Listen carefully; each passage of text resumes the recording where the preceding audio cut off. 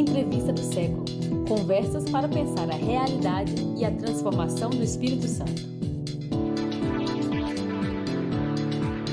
Olá, bem-vindo, bem-vinda, bem-vinde. Eu sou o Vitor Taveira. Essa é mais uma entrevista do século aqui direto do estúdio 42B, no centro de Vitória. Essas outras entrevistas, lembrando sempre, você pode acompanhar nos canais, só procurar lá Século Diário no YouTube, nas plataformas de áudio e também no Instagram, estamos na @TV Século. Hoje estamos como entrevistado aqui Gabriel Nadip, que é presidente da Central Única das Favelas, a famosa CUFA, aqui no Espírito Santo, né? Obrigado pela presença, Gabriel, bem-vindo. Queria que você falasse para a gente um pouco o que é a CUFA, né? E onde está atuando hoje. Perfeito, querido Vitor. Primeiro, a satisfação de estar nesse espaço, né? Para poder falar um pouco sobre o que a gente tem feito aí ao longo dos anos, o que a instituição, que a Central Única das Favelas tem feito pelo Brasil. Então, assim, a CUFA, Central Única das Favelas, é uma instituição que ela está no Espírito Santo há muitos anos, fazendo diversas ações em arte, cultura, esporte, empreendedorismo e vários outros segmentos. E também está presente no Brasil inteiro aí nas 27 unidades da federação. São 450 municípios que a gente tem CUFA. Então a pessoa foi fazer uma viagem para fora aqui do Espírito Santo, ela pode entrar em contato com algum dos nossos presidentes ou presidentas também, que vai ser muito bem recebido nesse espaço. Uhum. E qual que é o objetivo da CUFA? Como é que tem sido a sua atuação? Há quantos anos? A CUFA ela surgiu há mais de 20 anos atrás. Surgiu no Rio de Janeiro, foi fundada por uma pessoa chamada Celso Ataíde. Ele é o nosso mentor aí ao longo de todo esse processo. E o primeiro objetivo da CUFA era fazer projetos voltados primeiramente para o hip hop, que era o segmento que ele atuava, voltado para esses jovens que moravam em algumas favelas do Rio de Janeiro. E a partir do tempo se percebeu que apenas o hip hop não respondia a todas as demandas dessa juventude, né, e desses territórios também. E a CUFA começou a se expandir para outras frentes. A partir daí, a instituição ela estabeleceu alguns objetivos, que era desenvolver projetos e plataformas voltadas para a juventude moradora de favelas e periferias. E entendeu que existem várias frentes a se trabalhar. Então, o esporte é uma delas, a gente tem vários projetos que a gente desenvolve nesse segmento, a própria arte, cultura, a gente fala de cinema, a gente fala de empreendedorismo, meio ambiente. Isso foi se espalhando pelo Rio de Janeiro, a partir daí se espalhou também para outras capitais e outros estados do Brasil afora. Então, o nosso objetivo é desenvolver projetos que sirvam de plataformas de desenvolvimento e de potencialização dos moradores de favela e periferia. E isso em várias frentes possíveis. Então, a gente vai dizer que a gente não se limita apenas em um segmento, porque a gente está sempre tentando entender quais são as demandas daquele local e como nós podemos contribuir de alguma forma com as expertises que já existem, né? Que seja através de parceiros, pessoas físicas, empresas, poder público e afins. Uhum. E no Espírito Santo há quanto tempo que tem atuado aqui? O Espírito Santo está presente aqui desde 2009, né, fazendo suas diversas ações. Eu entrei em 2019 na instituição e a partir daí a gente foi desenvolvendo algumas frentes de trabalho. Então, em 2009 nós assistimos ações da CUFA Espírito Santo, tiveram algumas mudanças de presidência a partir do tempo. Em 2019, então, a gente assume esse trabalho, monta uma equipe também muito forte e aí a gente começa a desenvolver ações aqui na Grande Vitória e em também municípios do interior do estado. São 35 municípios que a gente atua aqui. Né? Então, a gente está falando do Grande Vitória, está falando de alguns municípios do sul do estado, do norte e do noroeste também.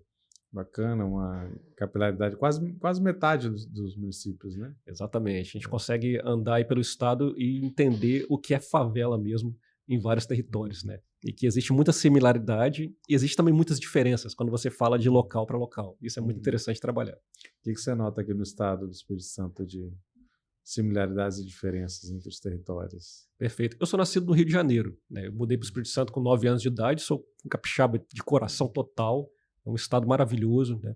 Continuo indo na minha terra, que você chega lá e tal, o coração aquece.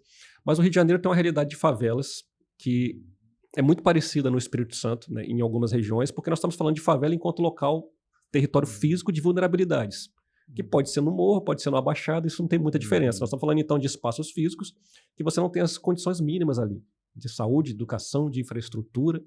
E isso é parecido aqui em Vitória, é parecido também em Vila Velha, Cariacica, Viana, e é parecido em Água Doce do Norte, lá no cantinho do estado, por exemplo. Nós temos lá o Morro do Pé Sujo, temos algumas invasões. Quando você vai para esses espaços, está faltando exatamente infraestrutura, saúde, educação, segurança nesses territórios. Se a gente vai para Cachoeiro Itapemirim, por exemplo, que a gente tem equipe, no Morro do Querosene, do Morro do Zumbi, a gente está falando a mesma coisa que está faltando lá.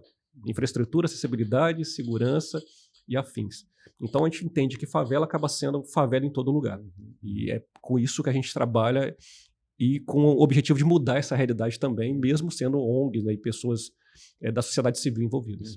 É curioso porque aqui se usa muito mais morro do que favela, inclusive, né, nas denominações, mas também tem um quê e cada estado varia, né, de afirmação, né, porque são palavras que às vezes eram despectivas, né, quer dizer, favela, favelado, ao longo do tempo também algumas pessoas vêm assumindo essa identidade, assumindo esse nome, colocando essa condição de uma maneira positiva, né? Exatamente, esse estigma, né? É um dos trabalhos da Central Única. Um estigma a partir que a favela tem a ver com a origem o nome da questão da vegetação, né? De uma planta, exatamente. Os soldados do Espírito Santo do Rio de Janeiro vão para a Guerra de Canudos, né? E lá eles receberam essa proposta de que se ganhasse a guerra, quando eles retornassem, teriam a liberdade. E quando eles vêm dessa guerra, eles trazem essa planta espinhosa, que tinha o nome de favela, e planta ela no Morro da Providência, no Rio de Janeiro. Que é considerada a primeira favela do Brasil. Primeira favela que foi citada formalmente no documento público. Então, um delegado daquele local se refere a esse Morro da Providência como o Morro da Favela, né? Então, a gente tem isso no documento oficial, isso em 1900. E aí, um dos objetivos da instituição é mostrar que o nome favela, embora foi tratado com esse estigma negativo, nós estamos querendo mostrar que é preciso ressignificar esse nome como algo positivo também. Porque muitas vezes se associa a favela a coisas negativas como local de violência, de drogas, de crimes. Isso existe, só que existe em qualquer lugar. Porque violências, drogas e crimes tem também em bairros nobres, áreas nobres, né, de todo o Brasil.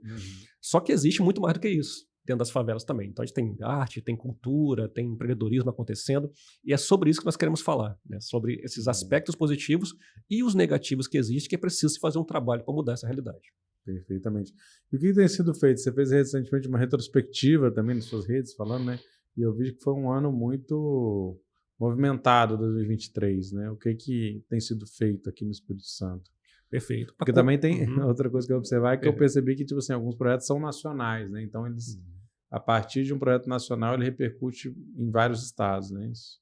Exatamente. A CUFA, como é que ela se estrutura? Nós temos nos vários estados seus presidentes que desenvolvem suas ações estaduais e também as suas ações municipais. Então, por exemplo, aqui no Espírito Santo, São Mateus, a gente tem um presidente local, que é o Luciano Furtado, ele toca as suas ações naquele lugar.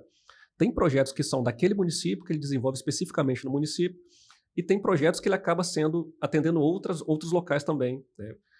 E atendendo mais municípios também, sendo um projeto estadual. E nós temos essa realidade nacionalmente falando. Alguns projetos são nacionais ou se desdobram nacionalmente. Por exemplo, Taça das Favelas, que é um dos projetos que a gente realizou em 2023, teve a sua primeira edição no estado.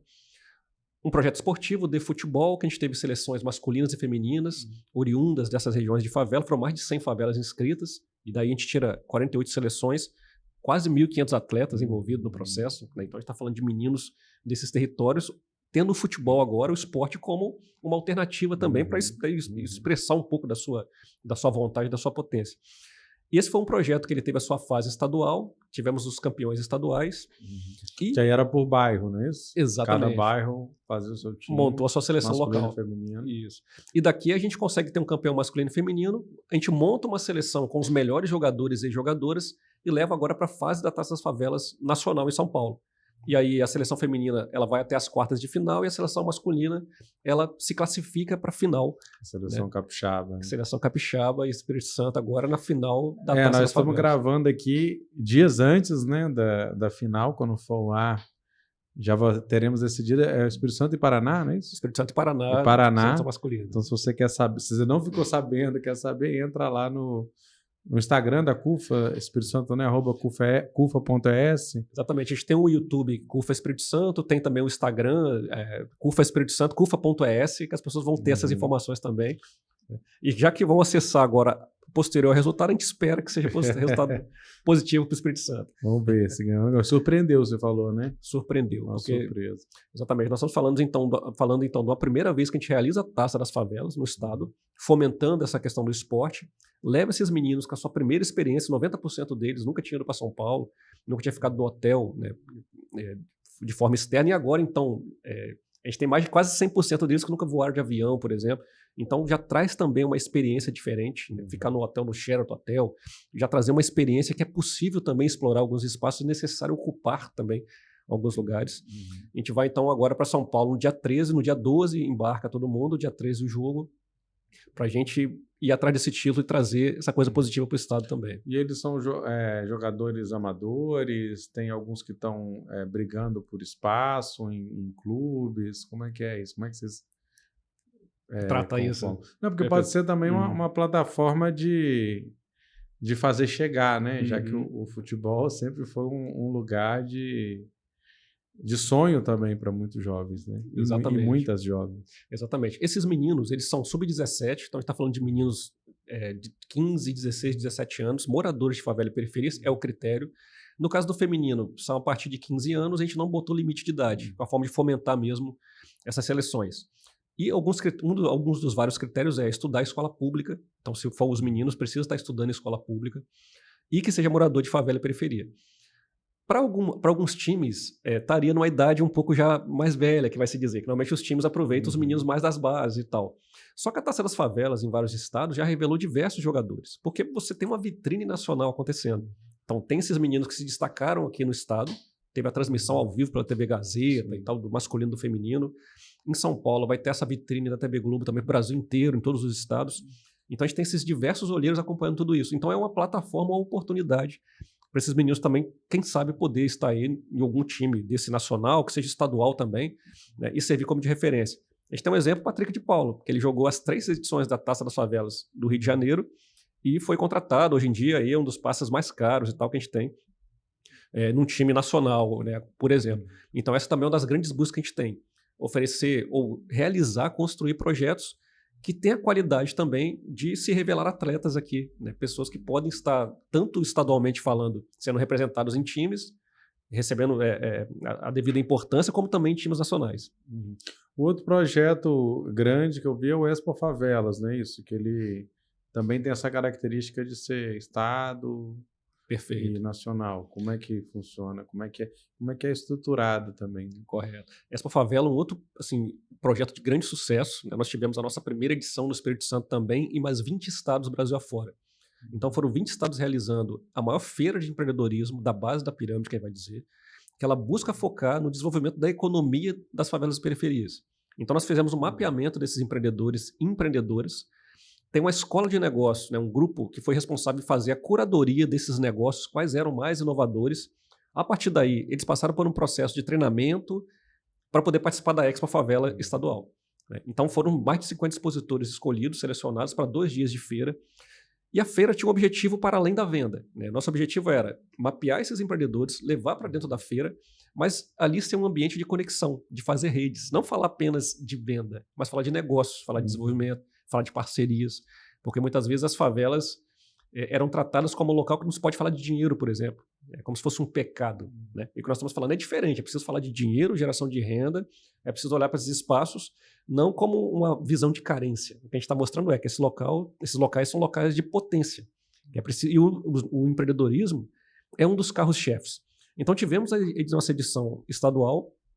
A partir daqui, entre os 50 empreendedores, foram tirados 10 empreendedores que se destacaram, né, no sentido de inovação, passaram por algumas sabatinas, e esses 10 foram levados para São Paulo também, com tudo pago, para participar da Expo Favela Nacional, que a gente falou de quase 300 empreendedores envolvidos no processo, vários negócios fechados, então eles voltam para cá com parceiros, alguns com a sociedade. Rodadas de negócios, exatamente. Né, exatamente. Investidores. E São Paulo é uma vitrine, né, o mundo, né? Então o fato do Espírito Santo estar posicionado lá também é muito importante, que a gente está mostrando que o Estado também tem tudo isso, né? E ao mesmo tempo se traz a expertise dessa grande metrópole aqui para o Estado, que é importante. Porque também assim, é um mercado consumidor, expressivo, e tem essa questão, quem sabe melhor lidar com as questões é quem está ali no cotidiano, né, que talvez vá criando soluções, né, que esses empreendedores às vezes não têm ou querem acessar esse mercado e não sabem como, talvez. Exatamente. Talvez a linguagem, as questões envolvidas. A gente quer fazer essa conexão, né? Como é que a gente aproveita a expertise da favela, que a gente está falando do local e pessoas extremamente inovadoras, né? Foi feita uma pesquisa, por exemplo, quais eram os maiores sonhos desses moradores. Em primeiro lugar, estava conseguir sua casa própria, isso disparado. Em segundo lugar, montar seu próprio negócio, né? Ou seja, já existe uma veia empreendedora dentro desse espaço. É claro que muitas vezes é um empreendedorismo de sobrevivência. A pessoa ela não tem opção, ou ela investe em alguma coisa ou vai passar fome. E aí 23% desses negócios foram montados após a perda de um emprego. Né? Só que nós temos muitos desses negócios que eles já têm mais de 5 anos. Então 21% dos negócios existentes na favela já tem mais de 5 anos. Então já existe uma solidez também ali. Né? Então são essa busca. Então como se aproveita a expertise, a tecnologia social, que é muito específica desse território de favela, e se conecta também com a expertise do asfalto, que já sabe desenvolver, que já sabe fazer, já sabe produzir. Né? Ou seja, como é que se junta essas duas expertises para falar de negócio, por exemplo? Esse é o objetivo. Né? Olhar para a favela não como local que nós vamos doutrinar, ensinar, ou como piratas, né? As empresas passarem a olhar para esses territórios não como piratas, mas olhar como parceiros. E aí você pode atender no sentido de produtos, atender as demandas e as dores daquele local, ao mesmo tempo, esses produtos terem capilaridade e atingirem outras camadas da sociedade também. Então é isso que a gente está falando enquanto Expo Favela. E o que levou do Espírito Santo aqui? Que iniciativas foram? Foram 10 iniciativas, então a gente falou da parte de games, de tecnologia, de site, levamos de alimentação, levamos de vestuário, levamos, por exemplo, o Tour no Morro, que a gente está falando de turismo, a gente queria mostrar também que o Espírito Santo existe tudo isso. Levamos, então, essa diversidade desses vários segmentos, economia criativa, solidária, startups, tudo isso para representar o Estado também. A gente tem muito mais, né, mas a gente teve que levar um pequeno recorte para estar lá. E o que você viu de mais bacana assim, nesse processo lá em São Paulo? Você viu alguma iniciativa que você tenha chamado a atenção? São Paulo é um mundo assim, né? Então você vê que as pessoas de favela estão inovando no Brasil inteiro. Isso é muito interessante. E você vê negócios diversos. Então você chega em São Paulo, você vê coisas relacionadas à robótica, por exemplo, acontecendo, isso sendo desenvolvido dentro da favela. Nós vemos, por exemplo, faculdades, então startups que eram responsáveis, por exemplo, em conseguir as bolsas dentro de faculdades privadas, que muitas vezes sobravam, e buscar mantenedores dessas bolsas também, e isso ser direcionado para dentro das favelas periferias. Ou com custo zero, ou com a parte disso também, e aí você trazer resultados importantes sobre isso. Então, assim, coisas diversas. Né? O próprio turismo, então quando a gente pensa, o Estado também já está saindo na frente em relação ao turismo dentro das favelas periferias, que tem vistas magníficas muitas vezes, que poderiam ser também caminhos de se trabalhar, de fomentar e ajudar a desenvolver aquele território, levando riqueza, economia, desenvolvimento. E isso tudo se estende pelo Brasil.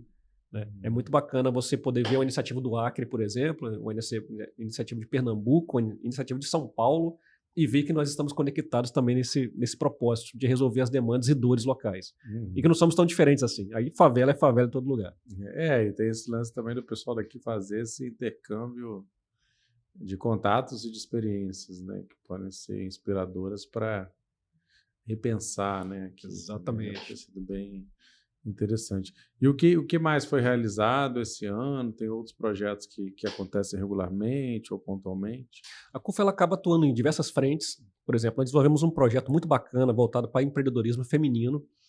Ele aconteceu em São Mateus, Construção da Barra, na Serra também. E em 2024 está expandindo ele para mais 7 municípios, com alguns parceiros. E o mote desse processo é as empreendedoras que já desenvolvem seus processos, já desenvolvem seus produtos, ou seja, a gente já falou de empreendedores que já estão gerando renda. Nós conseguimos alguns parceiros para investirem na entrega de insumos de produção para elas. Por quê? Nós queremos mostrar para o parceiro que se essa empreendedora já produz, né, e desenvolve a sua renda, muitas vezes basicamente por necessidade. Muitas vezes essa empreendedora ela não tem como trabalhar no emprego fixo que ela tem que bater cartão, porque ela tem que cuidar do filho, às vezes cuida de um familiar, então ela precisa inovar e empreender. Quando nós pegamos essa empreendedora, nós entregamos um insumo produtivo para ela, e aí a gente está falando de núcleos que a gente separou de alimentação, de beleza, manicure, pedicure, trança e vários outros, sabão ecológico e tal.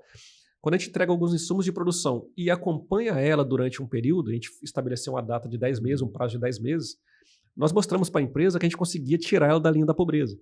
Então, empreendedores que tinham sua renda per capita de até R$ 486 mensal, nós mostramos para a empresa que fazendo esse investimento com a entrega de insumos, de treinamento, qualificação e acompanhamento, ela conseguia em 10 meses sair da linha da pobreza e caminhar com as próprias pernas agora, né? E falar de negócio de forma muito mais estruturada.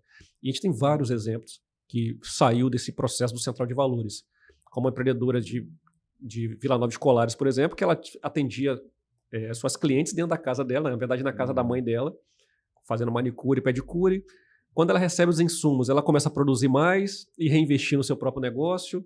Ela começa a se qualificar um pouco mais e saber agora falar de precificação, por exemplo, um tema que às vezes seria simples, mas que a pessoa não tem informação adequada daquilo. É difícil, às vezes a pessoa quase que paga para trabalhar. Exatamente. Né? Exatamente. Pensar a margem de lucro. Exatamente. Entender que existe um mercado, às vezes, local. Então, a favela é um mercado consumidor gigante, que as pessoas também podem oferecer produtos e resolver dores, né? Então, a gente entender como um negócio que está resolvendo dores.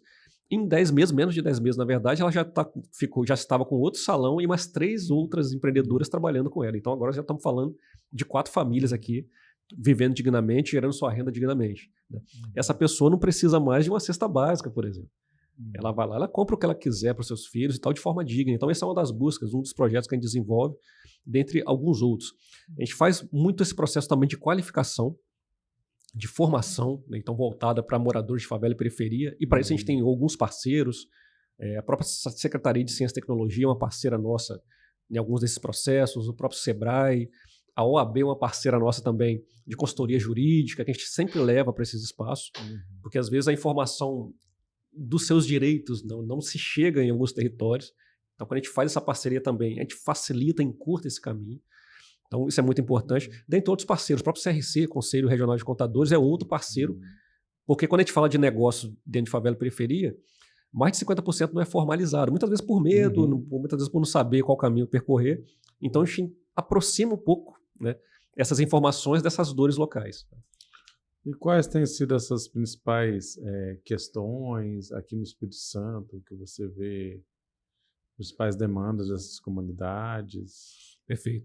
Uma das coisas que são muito fortes que a gente tem é a primeira questão do emprego e renda, né? Então, geração da sua própria subsistência. 54% dos capixabas aí vivem em condições ainda inadequadas, parte na linha da pobreza, parte vivendo em insegurança alimentar, que é uma realidade que no Brasil a gente fala de 16 milhões de brasileiros, né? No Espírito Santo a gente está falando de quase 1,5 milhão que vivem nessa realidade.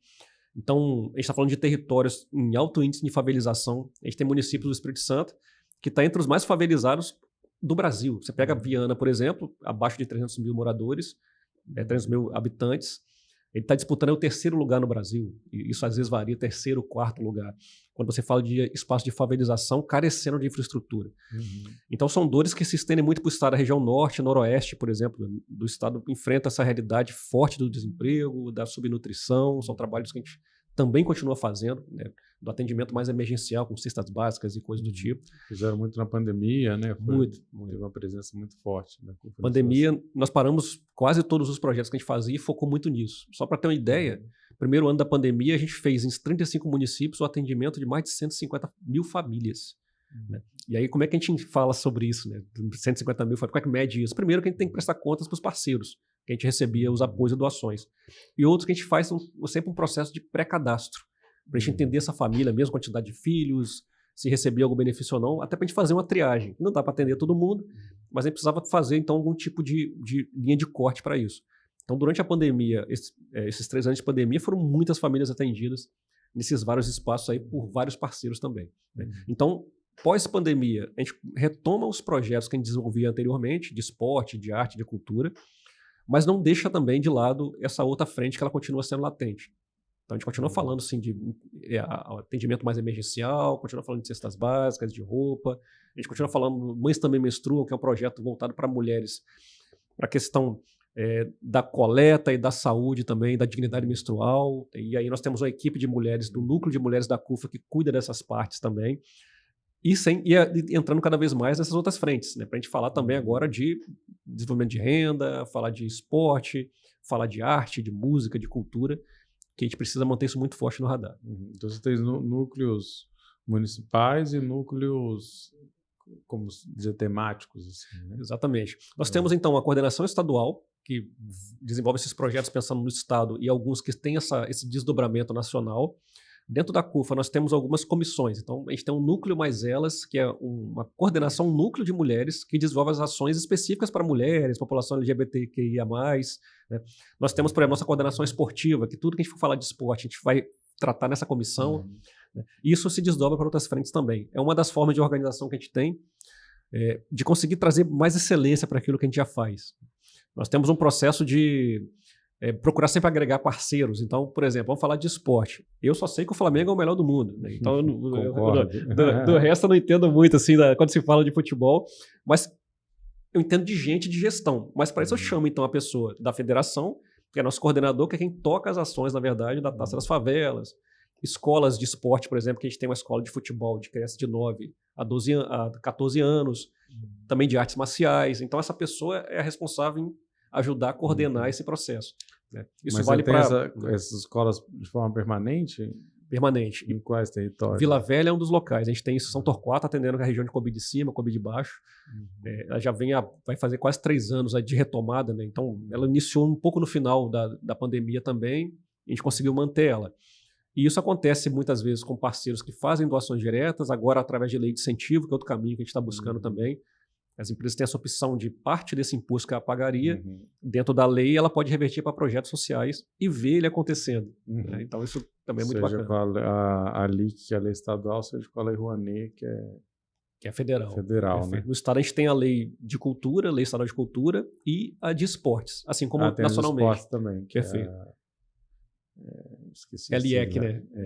Isso. É a Lei de Incentivo de Esportes Capixabas, que é um mecanismo importantíssimo. Assim, né? Agora o pedido é para se expandir um pouco mais a destinação para ela, a faixa de destinação, porque tinha uma limitação de 15 milhões, né, para ser executado em projetos, e o pedido de 10 milhões, na verdade, até ano passado, e o pedido é para isso aumentar, dobrar, enfim. Né? Mas essa é a principal fonte ou as doações também? Como é que se dá? O que a gente faz? Ou as empresas diretamente apoiam também? Nós buscamos parceiros de todo tipo. Então, a gente vai usar o mecanismo da lei de incentivo como um caminho, e aí a gente escrever o projeto, submeter o projeto, ter aprovação e ir bater na porta das empresas e mostrar a importância daquele projeto. Temos essa participação em editais também, que seja público, seja privado, é outro mecanismo que a gente busca também trazer os parceiros, que é importante. Temos o apoio direto, que seja de pessoas físicas, seja de pequenas empresas, médias empresas também. Então, nós estamos sempre buscando trazer os parceiros para aquilo que a gente faz. Né? Buscando alinhar também, às vezes, o propósito daquela empresa com aquele projeto que a gente já desenvolve. Então, uma empresa que está focada, por exemplo, em economia e nesse tipo de desenvolvimento, a gente tem projetos que podem atender, muitas vezes, aquele propósito que ela está fazendo. Então, assim, a CUFA está sempre buscando formas de desenvolver seus projetos através dos vários mecanismos existentes. Então, o site é cufas.org, né? Isso aí. cufas.org/doe, que tem ali as informações todas de vaquinha, doações, pode ser tanto pessoal como institucional, né? Perfeito. Pode sim. A pessoa pode ser um doador recorrente, por exemplo, pode destinar um pequeno valor mensalmente, pode também desfazer esse plano quando quiser. Essa é uma das formas que a gente tem de fazer alguns custeios. Tem a questão desse patrocínio direto também, tem a questão da empresa querer ser uma patrocinadora, poder entrar em contato com a gente pelo site, que a equipe ela recebe essa demanda, apresenta os projetos, entende também contabilmente como fazer. Além dos outros canais também, as próprias redes sociais, né? Então a equipe de comunicação está sempre a postos para receber aí as dúvidas e também os chamados de parceria. E como é que vocês atuam, assim, digamos, politicamente? Então, você falou de várias carências que existem nas comunidades. Vocês fazem algum tipo de incidência política, de diálogos e também de formações nas comunidades nesse sentido? Perfeito. A CUFA ela tem uma regra que é não se envolver no sentido de política partidária. Então, ninguém da CUFA, por exemplo, vai fazer uma campanha política para um parceiro. Inclusive, é uma das regras que as pessoas são livres, a política é necessária, né? É preciso estar engajado em algumas causas, mas dentro da instituição, quando uma liderança, por exemplo, ela sai para fazer uma campanha para alguém que é livre, mas a gente deixa isso bem claro que não dá para casar as duas coisas, ela não volta mais para a instituição, por exemplo, porque ela faz uma escolha que a gente apoia, tá tudo bem, mas a instituição, de fato, nós não nos vinculamos à bandeira partidária. O que a gente faz é a política institucional. Então, por exemplo, a gente vai fazer uma reunião institucional com o governador, como a gente já fez algumas reuniões para falar de projetos, com a Assembleia Legislativa, com o deputado federal, estadual, para falar de emendas parlamentares, que são apoios institucionais. Né? Então a gente vai estar sempre fazendo esse processo de buscar esses parceiros também do poder público, mas sempre deixando claro que a CUFA não vai se envolver em disputas partidárias e de grupos políticos, coisas do tipo. Porque a gente entende que isso é uma função para a política partidária em si. Né? E a gente concorda que as pessoas façam isso, mas enquanto instituição a gente entende que a nossa busca é trazer o poder público independente do nome que esteja lá. Então, quando a gente se encontra com o prefeito, não é com o prefeito nome tal, na verdade é com aquele representante daquele município, para a gente falar de um projeto para aquele município. Isso vale para o governador, por exemplo, vale para o presidente da República. Tá? Então, essa é uma das formas de atuação da instituição Quando eu entrei na instituição, isso foi uma das coisas que me atraiu muito, assim, você poder falar sobre tudo, você poder levar demandas, inclusive, para um deputado, levar uma demanda para o prefeito, de modo institucional, né? Você poder fazer isso representando de modo sempre claro, e a gente deixa isso bem exposto, né, nas coisas que a gente faz. A Expo Favela, por exemplo, também acaba sendo um espaço, quer dizer, é visto como uma grande feira, né, que traz empreendedores, mas também tem espaço de formação e de debates, né, com temas que são relacionados, e apresentações culturais também, né? A Expo teve essa forma de ser uma feira híbrida. Então, ali nós estamos falando dos expositores que estão fazendo negócios, vendendo, né, seus produtos, fechando suas parcerias. Ao mesmo tempo, é um espaço, como você falou, de formações. Então, a gente tem setores de formações, que seja em diversos temas. Nós temos rodadas de negócio, temos apresentações musicais, culturais, esses debates, esses painéis de debates acontecendo também sobre temas diversos. A nossa feira aqui, por exemplo, tinha literatura sendo discutida, tinha cinema, com o Rodrigo Aragão, o maior diretor de cinema de filme fantástico do país. Ali nós falamos também da Wine, estava então o Rogério Salome falando sobre negócios, sobre a empresa que é a maior da América Latina no seu ramo, ou seja, um local diverso. Tem o debate de discriminação algorítmica, né, que é um tema assim, novo que está rolando, né, como afeta pessoas negras, enfim, a questão de moradia, direitos humanos. Correto. Isso acabou entrando nesses debates, como a gente viu, né? Sem perder o foco ali da feira, da exposição, mas a gente entende que pode se expandir e falar de várias coisas. Funciona nas feiras, que também é uma forma de atrair um público, né? Que o debate que também circula. Perfeito. Mas assim, como é que está a organização desse ano, 2024, começando? O que tem previsto? Tem alguma novidade?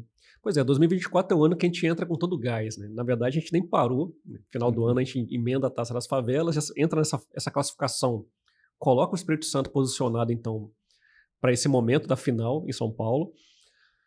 Mas nós fizemos nosso planejamento e em 2024 a gente quer manter esses projetos que têm sido sucesso e fazer vários outros. Então, a gente quer falar de Taça das Favelas, de Expo Favela, de Central de Valores, de Move Praça, de outros projetos, só que mais estruturados ainda. E mostrar para os parceiros que esses projetos eles são espaços também da marca se aproximar desse público, que isso é importantíssimo, como parceiros.